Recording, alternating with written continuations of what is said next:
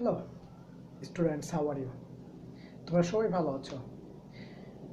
আজকে আমরা তোমাদের একটি বিষয় নিয়ে আলোচনা করব, সেটি ব্যবস্থাপনা দ্বিতীয় অধ্যায়ের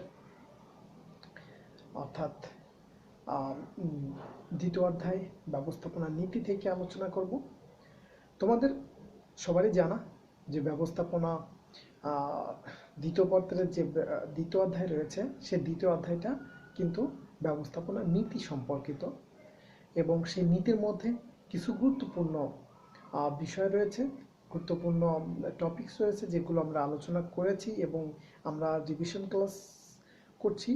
আর এই রিভিশন ক্লাসে আমরা গুরুত্বপূর্ণ টপিকসগুলোর উপর একটু তোমাদেরকে শর্ট একটু ব্যাখ্যা করতে চাচ্ছি, যাতে করে তোমাদের ব্যাপারটা সহজেই মনে পড়ে।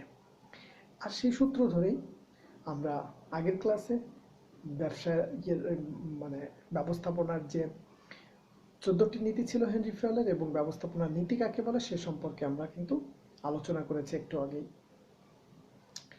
আজকে আমরা আমাদের আলোচনার বিষয় হচ্ছে ব্যবস্থাপকের আদর্শ ব্যবস্থাপকের ভূমিকা। একজন আদর্শ ব্যবস্থাপকের কি ভূমিকা থাকে একটা প্রতিষ্ঠানে যখন তিনি যোগদান করেন, তো যোগদান করার পরে তার কিন্তু কিছু ভূমিকা রয়েছে, এবং সে কি ভূমিকা রয়েছে সেগুলো পালন করতে হয়। এখন একজন ব্যবস্থাপক কিন্তু তিনি যোগ্যতা সম্পন্ন, কিন্তু সেই একটা প্রতিষ্ঠানে যখন যাওয়া হয়, একটা প্রতিষ্ঠানে যখন তিনি দায়িত্ব গ্রহণ করেন, তখন কিন্তু তার বিভিন্ন ভূমিকা পালন করতে হয়। সেই ভূমিকাগুলো কি, সেই ভূমিকাগুলো আমরা একটু জানবো। কিভাবে আমি আমি যদি একজন ব্যবস্থাপক হই কোনো প্রতিষ্ঠানের, তুমি যদি একজন কোনো প্রতিষ্ঠানের ব্যবস্থাপক হও, তখন তোমাকে কি কি কাজ করতে হবে, কি কি বিষয় তোমাকে জানতে হবে, ঠিক আছে?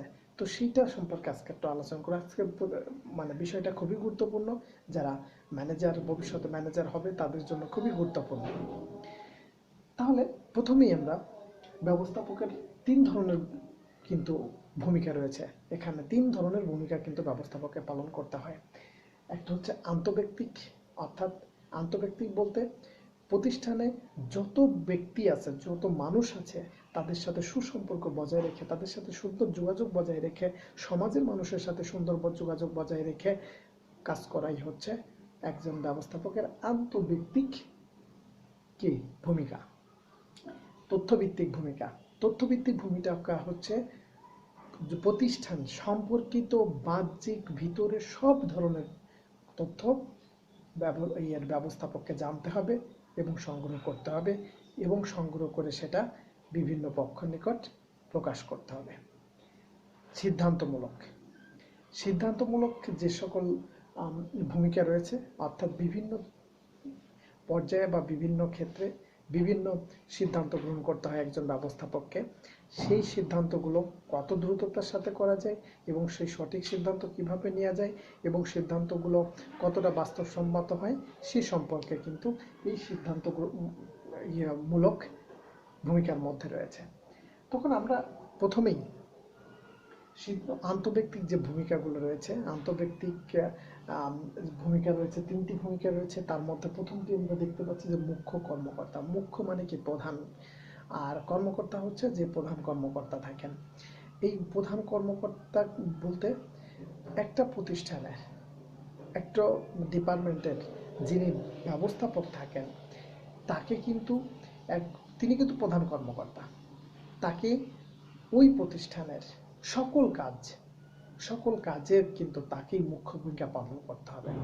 অর্থাৎ তিনি আগে এগিয়ে যাবেন, তিনি বিভিন্ন বিষয়ে সিদ্ধান্ত মানে নির্দেশ দিবেন, তিনি শুরু করবেন, তিনি সবাইকে নতুন কাজের সাথে পরিচয় করে দিবেন।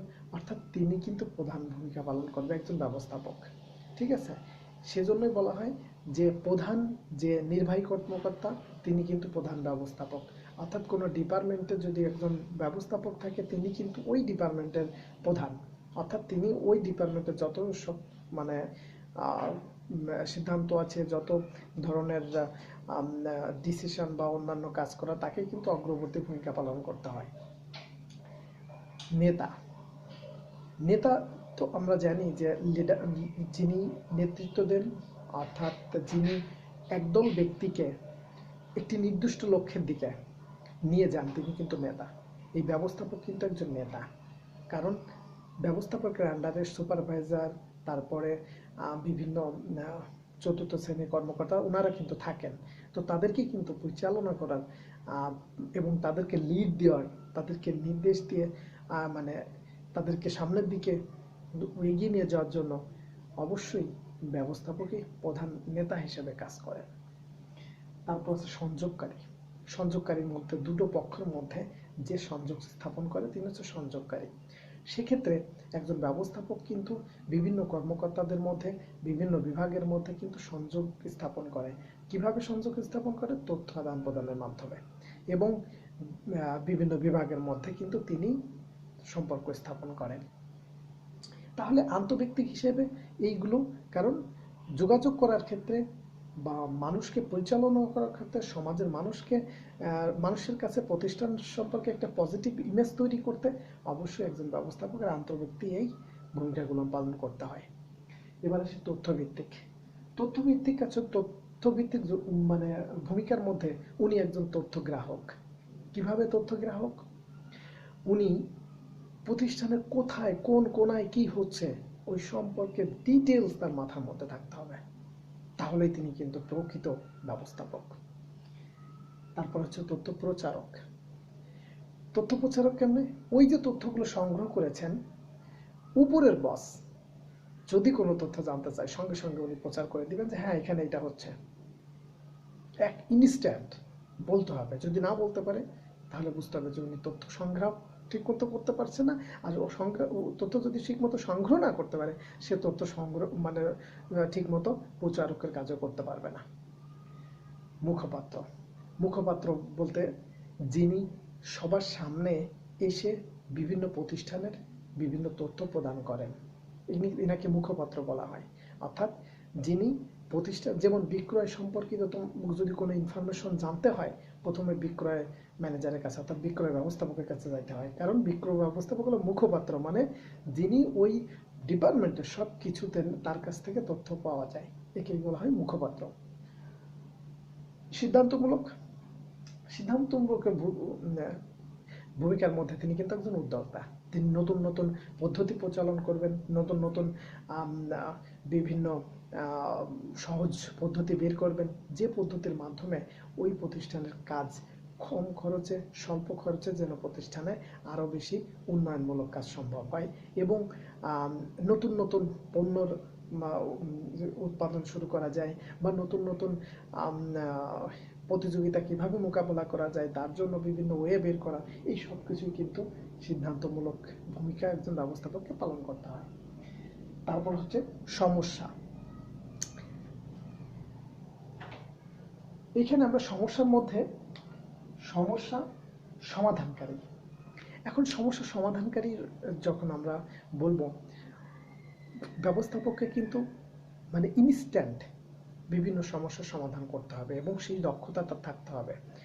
অর্থাৎ যখনই সমস্যা দেখবেন তখন তিনি সেই সমস্যার সমাধান করে দেবেন। সকল ধরনের সমস্যা সমাধান করার জন্য মতো মানে থাকতে হবে, যোগ্যতা থাকতে হবে, যে সমস্যা যত ধরনের সমস্যায় হবে সব সমস্যার সমাধান ব্যবস্থাপকের নিকট থাকতে হবে। তারপর সম্পদ বন্টনকারী। একটা প্রতিষ্ঠানে অনেক সম্পদ রয়েছে, সেই সম্পদগুলোকে বন্টন করে একজন সবাইকে দিয়ে কাজ করিয়ে নেওয়ার পদ্ধতিটাকে বলা হয় যে সম্পদ বন্টন করা। ঠিক আছে। তারপর হচ্ছে মধ্যস্থতাকারী। তিনি কিন্তু ভিতরে বাহিরে যেখানে যে ধরনের পরিবেশ হোক, সেই পরিবেশের সাথে একজন ব্যবস্থাপককে কিন্তু বিভিন্ন বিষয়ে তাদের সাথে ডিল করতে হয়। আর এই ডিল করার মাধ্যমে প্রতিষ্ঠানের যে সাথে অন্য প্রতিষ্ঠানের বা যে কোনো পক্ষের সাথে তিনি কিন্তু মধ্যস্থতার কাজ করেন। তেনাকে কিন্তু ভূমিকাগুলো পালন করতে হয়। আর মধ্যস্থতা করতে গেলে অনেক মাথায় বুদ্ধির প্রয়োজন, সিদ্ধান্ত গ্রহণ করতে হয়, কি কথা বলবো, তাদেরকে কি বলে রাজি করাবো, তাদেরকে কি বলে মিউচুয়াল পারস্পরিক মানে মিটমাট করানো যায়, সব কিছুই কিন্তু একজন ব্যবস্থাপককে করতে হয়। তাহলে তোমাদেরকে একটু মাথায় রাখতে হবে, যদি ব্যবস্থাপক ভবিষ্যতে হতে চাও তাহলে এই সকল ভূমিকা পালন করতে হবে। আর এই সকল ভূমিকা পালন করতে গেলে কি কি যোগ্যতার দরকার হয়, কি কি গুণাবলী থাকতে হয়, সেগুলো আমরা পূর্বে আলোচনা করেছি। তো তোমরা আশা করি ভবিষ্যতে চাকরি করার ক্ষেত্রে বা ম্যানেজমেন্ট পড়ে ম্যানেজার হতে গেলে যে ভূমিকাগুলো পালন করতে হবে সে সম্পর্কে তোমাদেরকে একটু ধারণা দিলাম। তোমরা এভাবেই প্রস্তুত হবা যে আমার এই কাজগুলো করতে হবে ভবিষ্যতে ম্যানেজার হলে, আমার এই কাজগুলো কিভাবে একটা প্রতিষ্ঠানের বিভিন্ন বিষয় সম্পর্কে তথ্য গ্রহণ করা যায়, তথ্য প্রচার করা যায়, আমার মুখপাত্র হিসেবে কাজ করতে হয়, সকল দায়িত্ব আমাকে নিয়ে সামনের দিকে লিডার হিসেবে কাজ করতে হবে, তারপরে সংযোগকারী হিসেবে কাজ করতে হবে, মানুষদেরকে নিয়ে সবাইকে মিলেমিশে কাজ করতে হবে। এই সব কিছুকেই কিন্তু একজন ব্যবস্থাপকের ভূমিকা হিসেবে কাজ করে। সুতরাং আমরা বলতে পারি যে একটা ব্যবস্থাপক যদি সঠিকভাবে এই ভূমিকাগুলো পালন করে, সে প্রতিষ্ঠান উন্নত করতে, সে প্রতিষ্ঠান আরও সুনাম অর্জন করতে অবশ্যই সাকসেসফুল হবে। তো আশা করি তোমাদের যদি তারপরেও কিছু জানার থাকে অবশ্যই ক্লাস চলাকালীন আমাকে প্রশ্ন করলে আমি তোমাদের সকল প্রশ্নের উত্তর দিব। ধন্যবাদ সবাইকে।